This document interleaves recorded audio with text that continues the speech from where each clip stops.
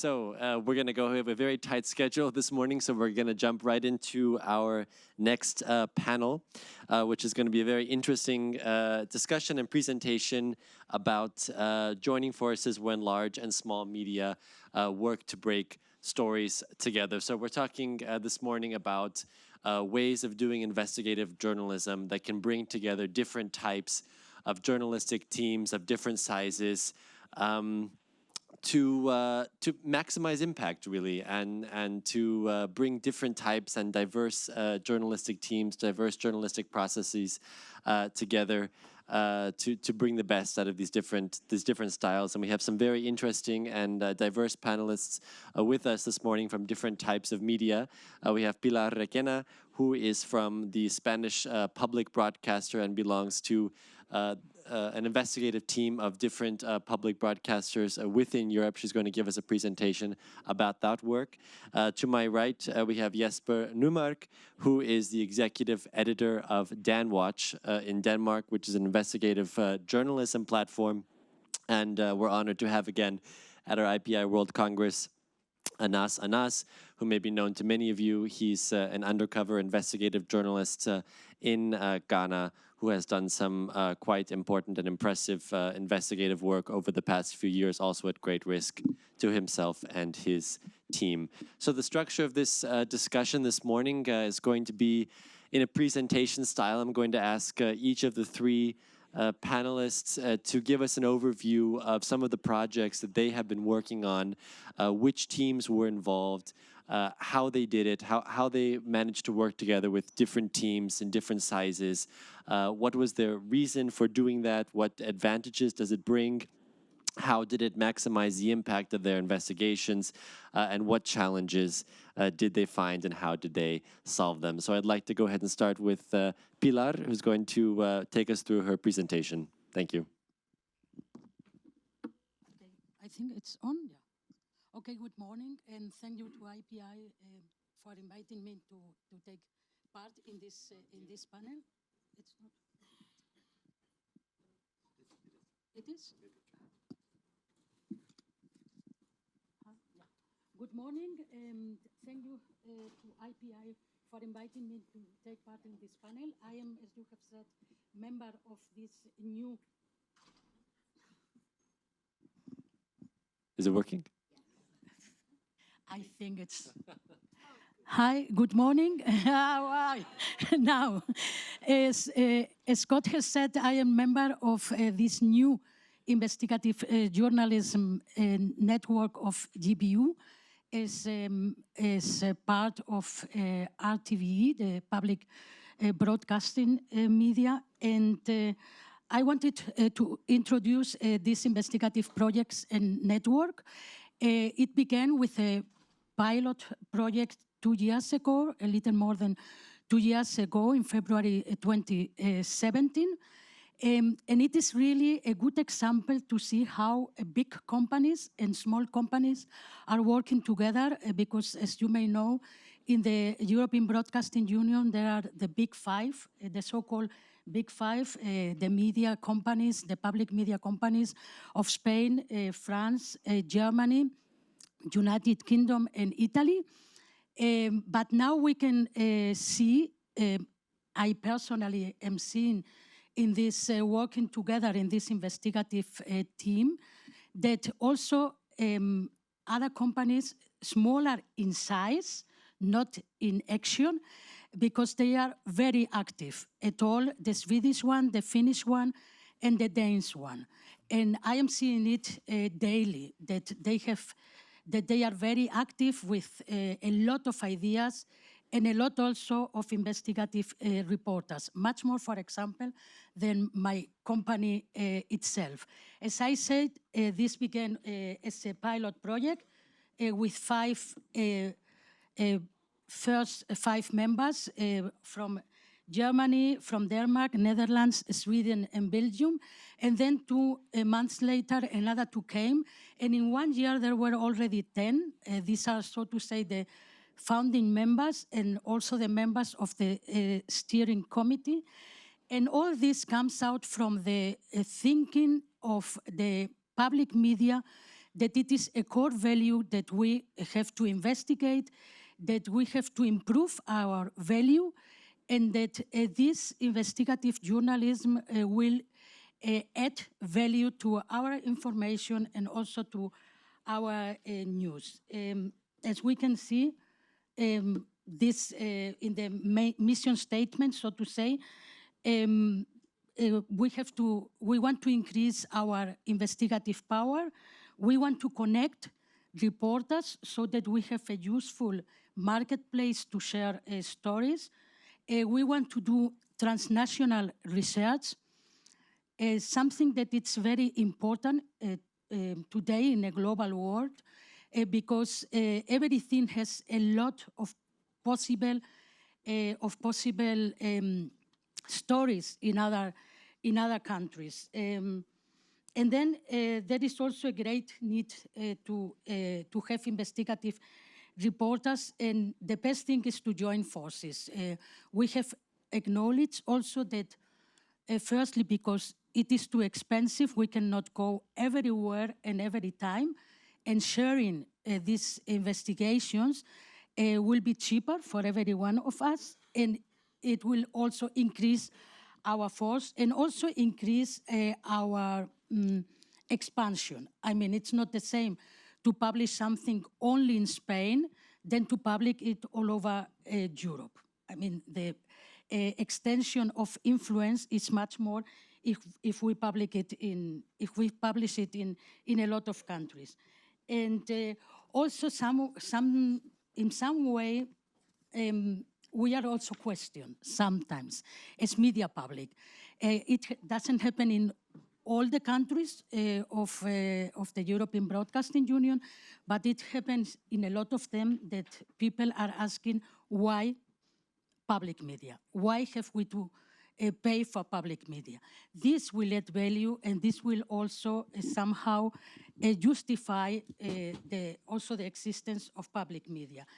In March, we have celebrated, or we have had our first workshop, and in this workshop, it was very interesting because we have interact between us, and also it was very fruitful in the sense that if there was any mistrust between us, and it's normal that at the beginning this mistrust existed, when we interact face to face, we know each other now, and now we are working with more flexibility, more fluently since 2 months and 2.5 months.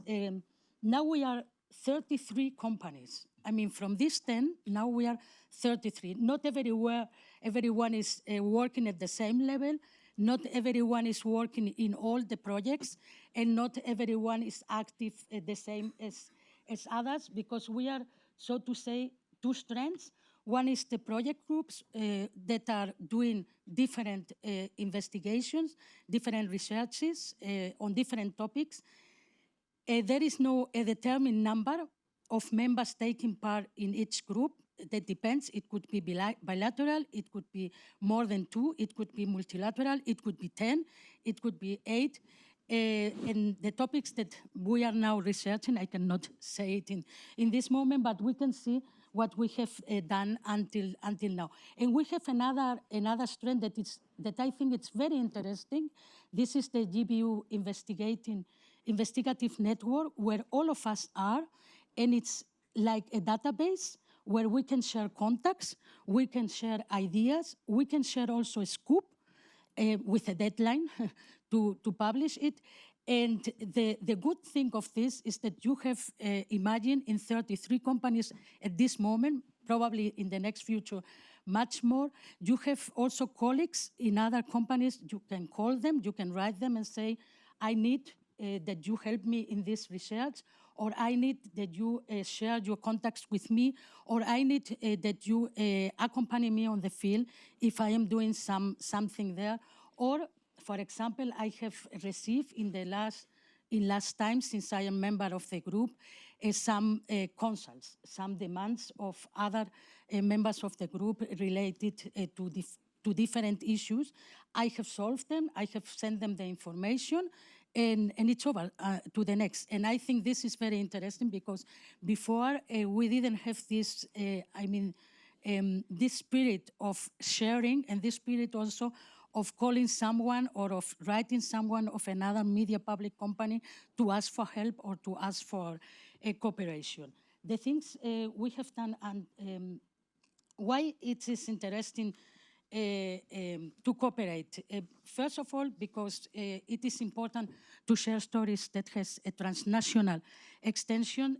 Secondly, because it is a task of the serious media company to make investigative journalism. And if we do it together, much better than if we do it on individual basis. The competition is also increasing. A lot of private media companies and also private media, printed or radio, have already built up these networks, investigative journalist network, and we have to step up. I mean, we have to look forward because if not, we will be too late. Then the impact, as I have said, of stories that will be published simultaneously in different countries will be much more than if it is only in one.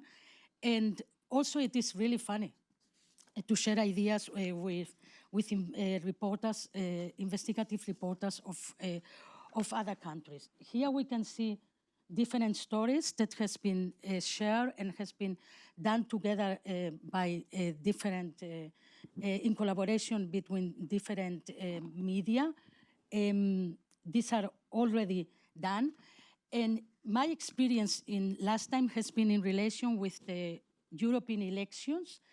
We have spoken about it in March, and each one of us has taken a different approach in this, to make different articles or different pieces, or in my case, it was a documentary on the network of Steve Bannon, Moderator, and the monastery in Italy, and also somehow the Russian influence through the media.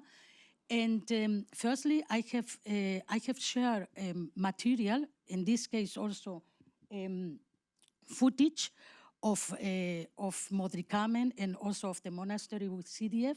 And CDF has given me also some important material I needed and I didn't have about the media and the oligarchs who are in relationship with Putin, and how is this network of Putin and the far-right organization in Europe. And also, I needed some footage about the issue of the AfD parliamentarian who was in connection, or who could be in connection with the Kremlin. Finland did also an investigation about cybersecurity and Twitter, and also we have shared it.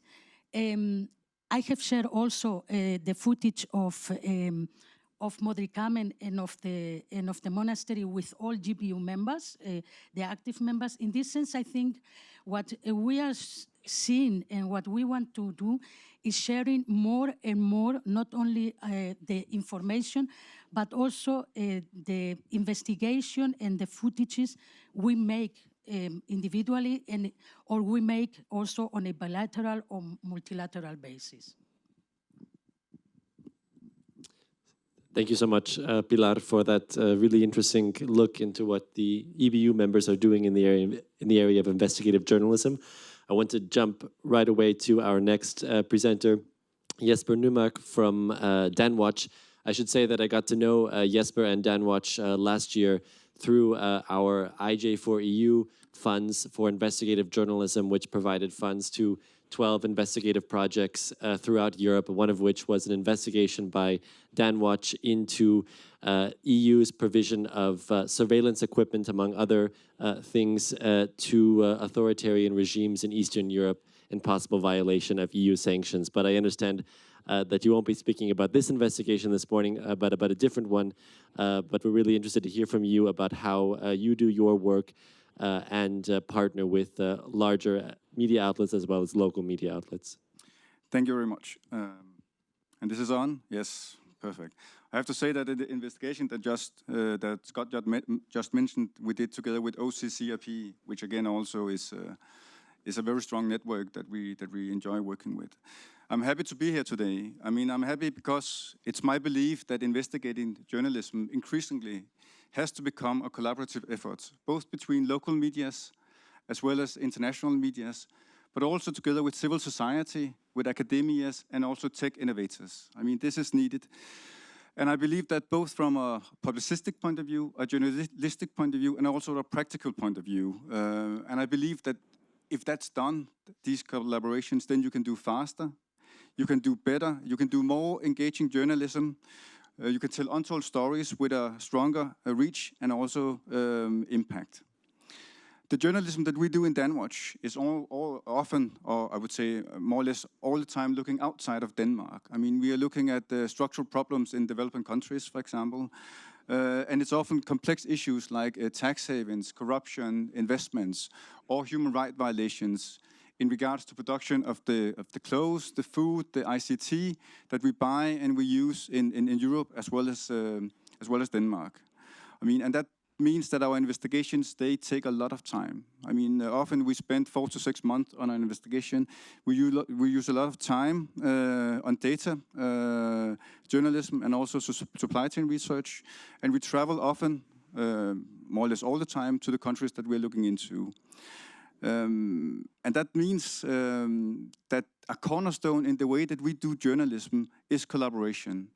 And I have to say also, we are not a news media, we're not a mainstream media. We don't have the reach as mainstream media has, but what we have is time to do data sets, to do research, and that works out very well when we work with mainstream medias. I mean, for us it means these collaborations, both with local medias as well as with international medias, that we can do our investigations faster, we can do them better, and we can do them more engaging and with better reach than what we would be able to do alone. I'm going to show you a few examples on what we have done in this regards. The first one is our investigation, where we looked into the Danish funding and also the EU funding that supposedly was supposed to go to help Syrian refugees. What we could see by going through around 800-900 EU contracts were that the money actually were going to Turkey, that used them for border control, that prevented these Syrian refugees actually to get the help that they were needed. I have a very short video here.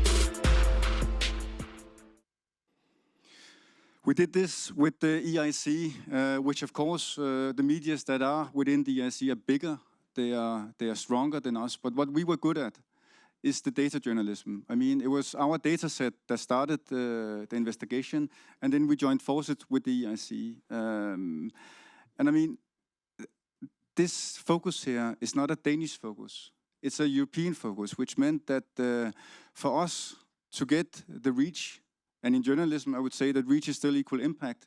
We needed to team up with some partners that could help us get that reach.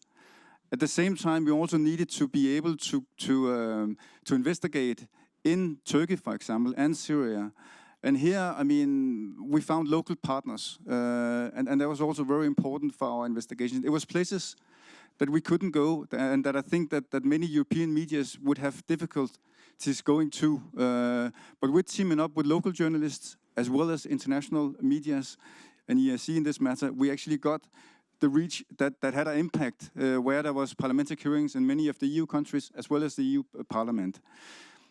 I don't think we would have been able to do that ourselves. And I don't think that we should do that by ourselves. I think we should collaborate with other medias in regards to this. I have a second example here, and that is something maybe a little bit more near the public. I mean, this is an investigation we did in Myanmar together with 2 local Burmese media. Sonny's Way are sitting there from Frontier, as well as Myanmar Now, as well as with Spiegel. What we looked into were, the conditions were the clothes that we buy in Europe. Here we looked into Adidas, we looked into Aldi and Lidl, as well as Bestseller, which is one of the big Danish brands, how they were produced. And I mean, it was a production where the workers were working for 20 cents per hour, where they every day was humiliated, they were threatened, in some cases they were beaten. They didn't dare to go to the toilet because then they would miss out on the numbers that they were supposed to produce, as well as women had to take a pregnancy test before they could get hired. And this is the clothes that I guess my kids buy. They buy Adidas, and I guess that's many of you also would buy. I think the link there were really important to see what it is that we buy and how it's produced, and that's actually against both international convention, national law, as well as the Adidas, Lidl, Aldi's own policies. We did that with Frontier, as I said, because what they have that we didn't have were the local access. They had the local knowledge, they understood the context, and they could get us in places that we wouldn't be able to go ourselves. But what we also needed was, of course, the reach. And here we worked together with the Spiegel, mainly because, of course, this was German brands to a large extent. And it actually, I mean, and this is not a goal for our journalism, but it meant that the companies, Adidas, reacted to this, and that they helped, I mean, that they changed the conditions on the factories. I know that I can go to Myanmar and I can probably find 20 other factories where you have the same conditions. But I mean, that's how it is. And that's something that we, of course, also are quite interested in looking into. Why are these collaborations important for us? I mean, I would say the reach that we are getting is really, really important. I mean, here we did the same with The Guardian in Cambodia, and the reach we can get with working with our international media is far better than what we can get. But also the collaboration. I mean, here we did a joint desk research. My journalist and Guardian journalist, we also went on a joint field mission to Cambodia. I mean, and the value there, both journalistically, but also in regards to working with other journalists from other teams, is really inspiring. I mean, and I think that's a quite important point to have. And again, I mean, like I said before, in journalism, reach is still equal engagement. And we are an investigative team. We are not a mainstream news media, but we can get it working with medias like The Guardian. The access is very important for us. I mean, here, this is an investigation we did in Brazil, where we looked into slave labor in the coffee production. And that was the coffee produced to Nestlé and JDE. The access we got there with our local partners were that we were all the way out where the slave labor were kept. I mean, we were out seeing them being freed and so forth. The access, the understanding, the local knowledge, we wouldn't have gotten if we didn't have a local partner. The same here, where we did investigation in Ecuador in regards to the banana production, where there's used pesticides that are making that are toxic, they're forbidden in the EU, but it's been sprayed on bananas that are being sold in the EU, and it's making the local population sick. It's making the kids being born with brain damages, heart failures, and so forth. Here, for us, it was very important in regards to documentation to get in places where we normally wouldn't be able to go. And the picture here is actually a picture of, we got mounted a camera under a plane so we could see how it was sprayed out. The impact, I mean, I know this isn't Danish, but this is actually based on one of our investigations that we did on the very liberal Chilean water law that actually, where there's water shortages, where it means that the water has been used to produce avocados and not going to the population that are living there. On this sign, this is one of the biggest supermarkets in Denmark. It's saying, please notice that the avocados that is being sold are not from Petroca in Chile, where the water shortage is a challenge. I know that no one in Denmark knows where Petroca is, but still the journalism that we did made the public aware that there's actually a structural problem in Chile.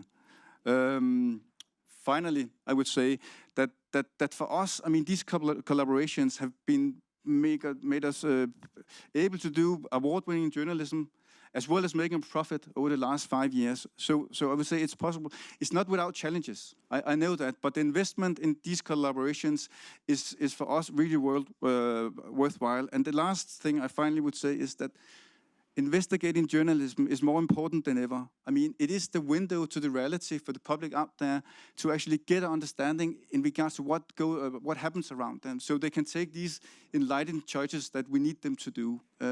So I really hope that this shows the potential in journalistic collaborations. Thank you.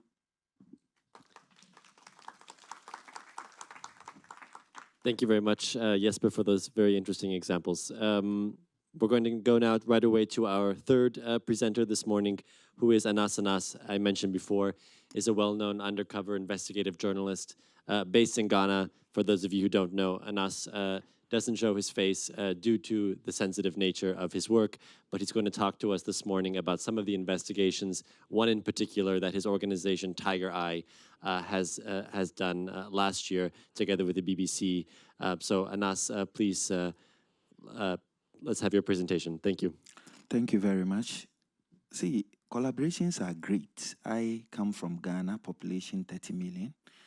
And if I'm able to collaborate successfully with either Al Jazeera, I'm talking about some 600 million viewers. And if you get to BBC, over 900 million of people. So we are aware that collaborations really, really help. And it also helps sharpens the edge of fact-checking and everything. But in all honesty and in practicality, some collaborations are useless. Very, very useless. Insofar as a collaboration does not mirror the very sentiment of the story you are telling for your people, it's meaningless. So yes, I want to collaborate, but I want you to come in to collaborate with me, not as a master-boy relationship, but as equal partners and people willing to tell the story from our various perspectives. Now, people usually come from the West with stereotype minds, and they think that certain stories should be told in a particular direction. So when I jump into a story, I ask myself, how do I collaborate with the BBC or Al Jazeera without losing the very basic ingredients of my story? They say, yes, the story is about the judges, but yeah, we are interested in this part and that part. I say, no. Nobody can tell the story of my people better than me. So insofar as your attitude towards the collaboration is to douse the effectiveness of that story, I get opposed to it, because I believe that if we are collaborating, it is only fair that the collaboration gets that impactful, gets that meaningful impact on the citizenry who are affected by that issue. So I carry that along in my thinking whilst collaborating. Now, the story you are going to see is about the judges' scandal. And if you could roll. Here, the collaboration was between myself and Al Jazeera. Can we play the video, please?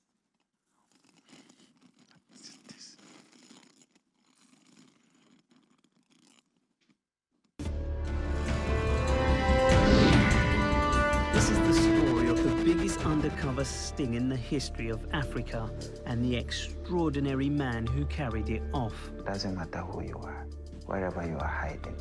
I come with my cameras. So here, Al Jazeera has been recording what happened. At the end of the investigations, we got 34 judges. Huh? Ajet Nassam is one of Ghana's most senior judges, sitting in the High Court and dealing with the most important cases. In Tamale, northern Ghana, Anas's investigators went to see if they could influence the outcome of a rape case. It was an appeal hearing. This is Ansuji Abo. Ansuji Abo is a well-respected High Court judge. The judge is anxious nobody should know that he accepted the cash. I beg you, let this thing prevail, listen.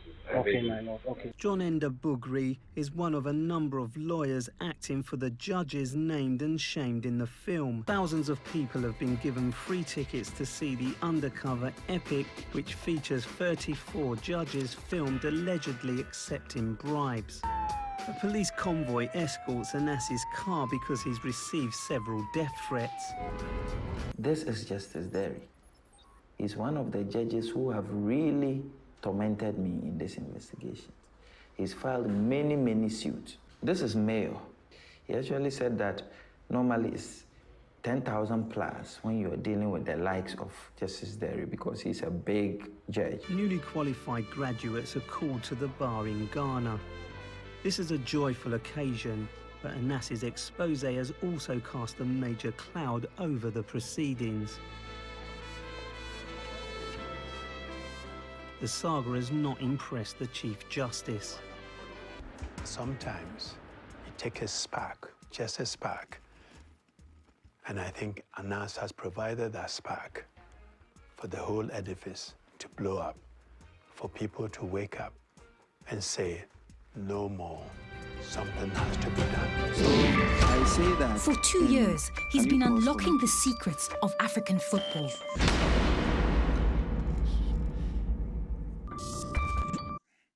Yeah, so I say that it is good for us to collaborate, but I have a different approach. I say, why don't you, Al Jazeera, tell the story about my story? You see, in doing that, then I get to have all the inputs that I want to have in my story to be told to the millions of people. It's a hard negotiation, but it's a reality. I also want to have that collaboration. They are also interested in certain portions of the story. So why don't we do it this way? Cover the portions that you are interested, but in doing so, you tell the story of my story. So this is how we worked on this particular film called Justice. It involved 200 judicial staff and over 34 judges that span across the length and breadth of Ghana. Now, we go to the second video, which is, if we can play it. This investigation, it seeks to look at football. When this story comes, there's going to be a lot of trouble. We decided to go back and give them 500 cedis top-up money, and we told them it was a gift from the supporters of Hearts of Oak. Suka appears distracted by his phone, but eventually takes the money. And again,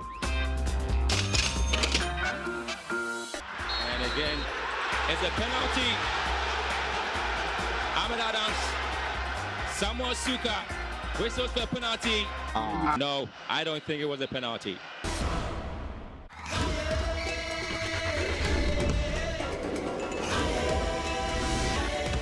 On show, top players and top referees, all members of FIFA's senior ranks. Charles Dorner, the man they'd last met at a petrol station with a fistful of their cash.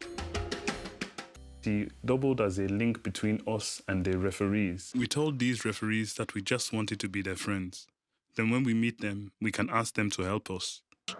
So I'll know you now if you A role model to many youngsters, Mawa has been preparing to represent his country at the World Cup in Russia. Yeah, when outside of his school life, football life. Referee Mawa is offered $600 and takes it. Mawa didn't even know whose room he had just walked into. He's at the top of his game, and he's just put his career in jeopardy. This is the president of the Ghana Football Association, the number 2 in African football, and one of the elite in FIFA, Kwesi Nyantechi.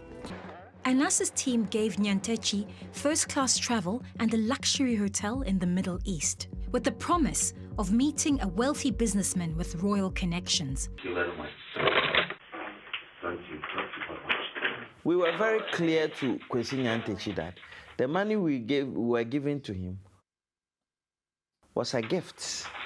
On this occasion, he took an amount of $65,000 from us. The laws are very clear for both FIFA, the Confederation of African Football, and the Ghana Football Association. You cannot take a gift. And it's school money. We can charge 20%, 25%. Then amongst us, we agree that this person gets this money. So everybody should be sorted out. Then there will be peace. You understand? Anas screened his film for free to thousands of people in an Accra arena. Emotions had run high in the build-up to that event. Who has betrayed the game of football in Ghana and beyond? Anas Aremeyaw Anas, or those who took his money? So Betraying the Game was eventually played on the BBC. Over 150 referees across the length and breadth of Africa, and as well as many other people belonging to FIFA and the Confederation of African Football. But this is it. This is the collaborative bit. The world is interested in hearing about FIFA, everything FIFA. I am interested in telling a story of the Ghana Football Association and the Confederation of African Football. How do we merge these things? So I sit with the team. I say, okay, yes. Again, you want to tell my story. If you want to tell my story, why don't I have bits of Ghana, bits of the Confederation of African Football? Because we are looking at football on a continent, and then you can have bits of the FIFA. Now, the man you just saw is an executive member of FIFA. Same person transcends and was the second most powerful person in the Confederation of African Football. And again, happens to be the president of the Ghana Football Association. So if you want to collaborate with me and tell the story, and you are interested in only telling the FIFA angle, you are not being fair to me. That's why I keep saying that collaborations are important insofar as the rights that we have, the bigger picture that we want to paint, is not blurred. If we are allowed to tell the story as we all want to tell it, there's always a way of letting us all sit on one table, deciding on which are the topics. Else, I think that if you just rush into collaborations, there might be effect. Yes, data security is very important to every person, but you must first have data before you can look for security. So if I don't have data in my country, if we don't have data in Togo, we don't have data in Nigeria, how do we think of securing? So in making a choice of which one to collaborate on, I might reject that story of data security and pick another story that is of more meaning to my people. So these are where the differences come. Maybe as we deal with questions, I'll be able to expatiate more. Thank you. Thank you very much, Anas, for that very interesting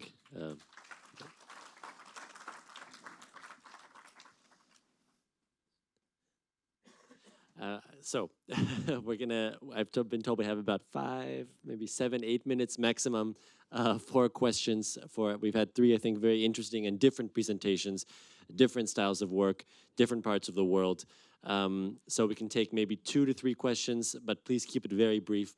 And I'll ask the panelists, the presenters as well, to keep their answers quite brief as we have to keep our schedule moving forward. I see one question in the back. Yeah.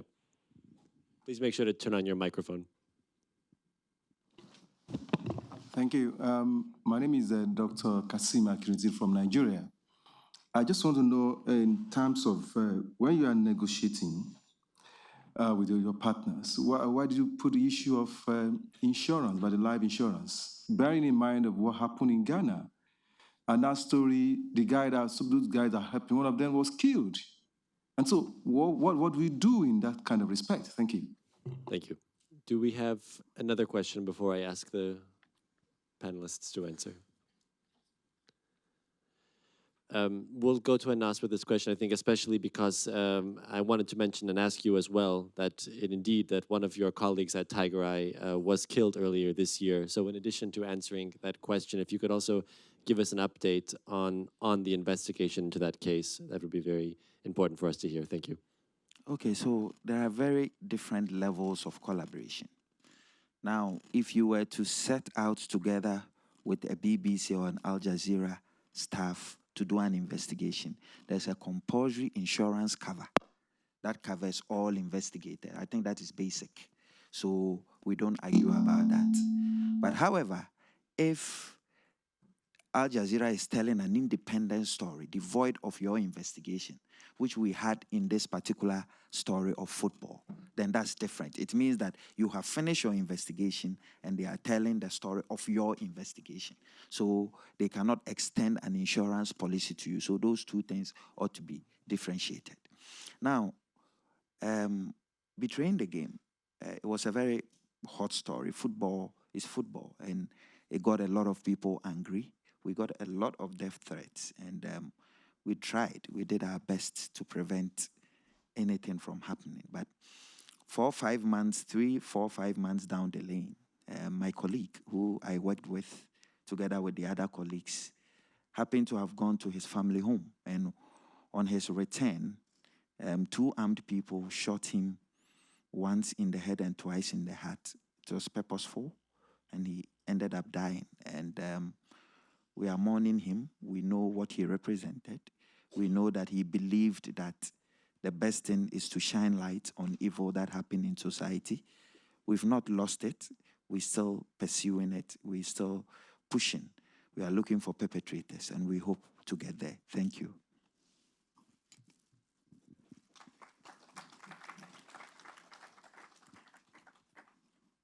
Have we got any more questions from the participants? Please, yeah. Hi, my name is Nicolas Boissez. I work with Fondation Hirondelle, a Swiss-based NGO, providing news to populations faced with crisis and supporting local media in this context. My question is, what kind of collaboration do you see between media based in Europe and local media in the global south regarding the coverage of migration issues? Do you have any ideas or examples of collaboration on that topic? Is any last question? Otherwise, we'll end with the answer to this one. Okay. I think it is key. This collaboration between us and they is fundamental at all in this kind of issues and topics like migration. It's a bit difficult, as Anna have said, because sometimes we are going like we are the best and they have to serve us, and this should not be. And in the topic of migration, a lot more has to be done. I mean, we have to put another kind of eye on it. We have to go to the origins, to the root causes of this migration, and we have to do it together. I mean, and the best way to do it is to go there and to work and collaborate and cooperate with our local partners, because we are doing it from the beginning of journalism. I mean, when I am going now as investigative journalist, before as international reporter, I have hired always a fixer. I have hired always a local partner. They were my eyes there. They were my sources. They were all. Without them, I would have not done anything at all. Only in Europe and only in some parts of the world, but not in this South world or developed world, it is bad said. Therefore, the issue of migration, we have to point it out in a completely different way. We have to go down, we have to go with them, and we have to collaborate with them, and they should also say us what we have to do.